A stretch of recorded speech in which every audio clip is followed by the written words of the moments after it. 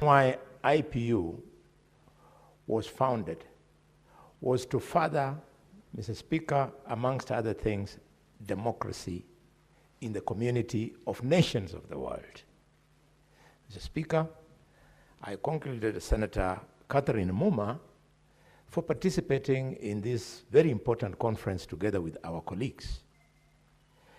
And because we have no other way we can express some of these things, if indeed IPU was about the greater role of democratizing within communities of the world, I urge the IPU to up their game, to find the strength to speak to African leaders.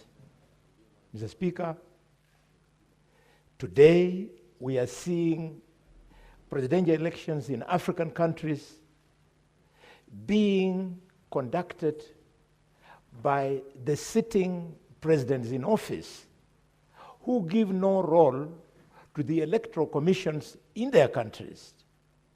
In the process, Mr. Speaker, their opponents are locked out of the race, their opponents are arrested, their opponents are detained, their opponents are abducted, their opponents are even killed, Mr. Speaker.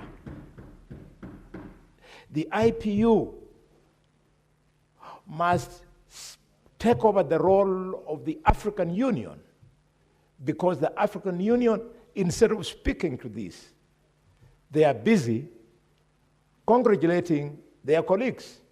The African Union has now become a talk shop, a special club for African presidents to protect each other. Mr. Speaker, we know of recent elections in Africa where senior African politicians have witnessed elections in their countries from prison, charged with treason, Mr. Speaker. Mr. Speaker, we know of African countries where thousands of citizens have been killed. We know of African countries where Kenyans are being harassed in their hotels, in their businesses, in those countries, because they are being suspected to be the ones who are responsible for the unrest. Africans should know that Kenyans are very hard-working people. When they go to their countries, they are looking for business. They are not going there to play politics.